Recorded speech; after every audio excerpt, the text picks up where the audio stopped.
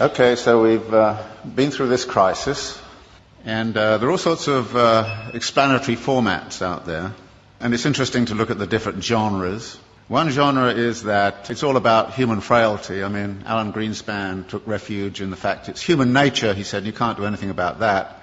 But there's a whole world of explanations that kind of say it's the predatory instincts, it's the instincts for mastery, it's the delusions of investors and the greed and all the rest of it. So there's a whole range of discussion of that. And of course, the more we learn about the daily practices on Wall Street, we kind of figure there's a great deal of truth in all of that. The second genre is that there's institutional failures. The regulators were asleep at the switch. The shadow banking system innovated outside of their purview, etc., etc., etc., and therefore the institutions have to be reconfigured, and it has to be a global effort by the G20, something of that kind.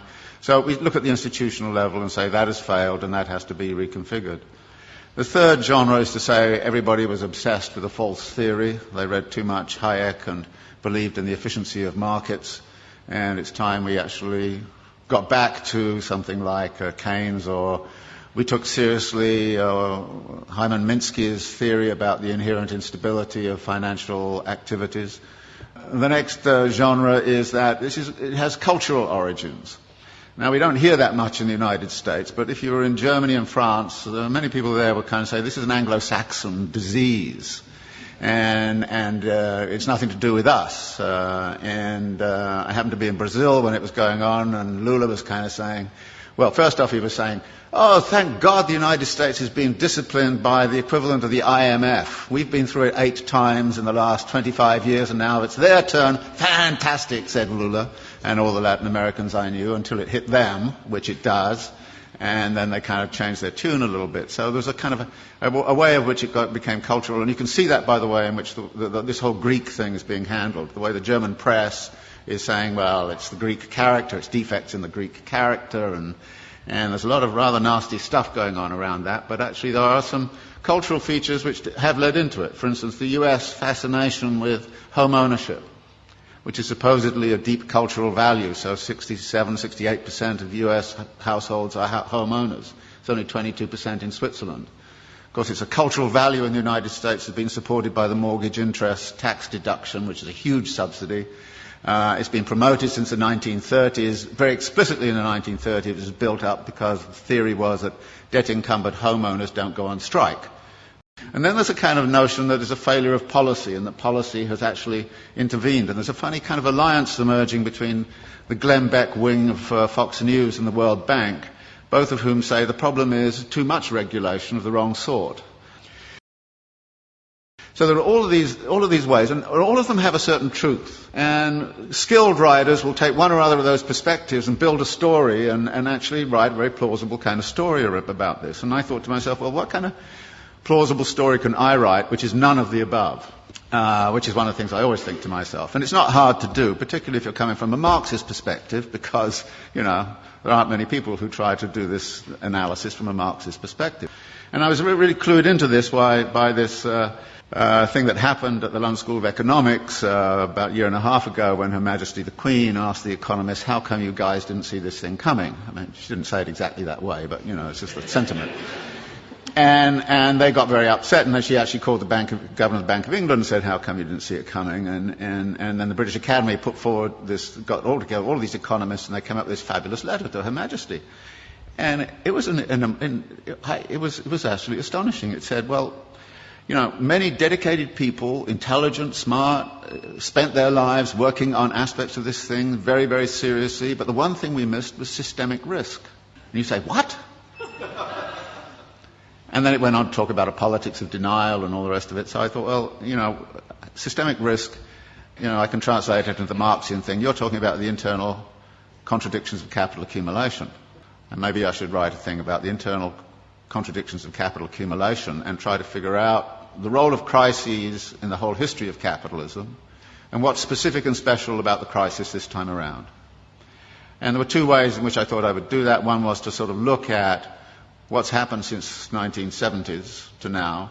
And the thesis there is that in many ways the form of this current crisis is dictated very much by the way we came out of the last one. that the problem back in the 1970s was excessive power of labour in relationship to capital, that therefore the way out of the crisis last time was to discipline labour. And we know how that was done. It was done by offshoring, it was done by, Thatcher and Reagan, and it was done by neoliberal doctrine, it was done all kinds of different ways. But by 1985 or 86, the labour question had essentially been solved for capital. It had access to all of the world's labour supplies. Nobody in this particular instance has cited greedy unions as the root of the crisis. Nobody in this instance is saying it has anything to do with excessive power of labour. If anything, it's the excessive power of capital, and in particular the excessive power of finance capital, which is the root of the problem. Now, how did that happen? Well, we've been, since the 1970s, in a phase of what we call wage repression, that wages have remained stagnant. The share of wages in national income right throughout the OECD countries has steadily fallen. It's even steadily fallen in China, of all places. So that there are less and less being paid out in wages. Well, wages turn out to be also the money which buys goods. So if you diminish wages, then you've got a problem with where's your demand going to come from? And the answer was, well, get out your credit cards. We'll give everybody credit cards. So we'll overcome, if you like, the problem of effective demand by actually pumping up the credit economy. And American households, British households have all roughly tripled their debt over the last 20, 30 years. And a vast amount of that debt, of course, has been within the housing market. And out of this comes a theory which is very, very important, that capitalism never solves its crisis problems. It moves them around geographically. And what we're seeing right now is a geographical movement of that. Everybody says, well, okay, everything's beginning to recover in the United States, and then Greece goes bang, and everybody goes, what about the pigs, And it's interesting. You had a finance crisis, which is in the financial system. You've sort of half solved that, but at the expense of a sovereign debt crisis. Actually, if you look at the accumulation process of capital, you see a number of limits and a number of barriers. And there's a wonderful language that Marx uses in the Grundrisse, where he talks about the way in which capital cannot abide a limit. It has to turn it into a barrier which it then circumvents or transcends. And then when you look at the accumulation process, you look at where the barriers and limits might lie. And the simple way to look at it is to say, look, the typical circulation process of accumulation goes like this.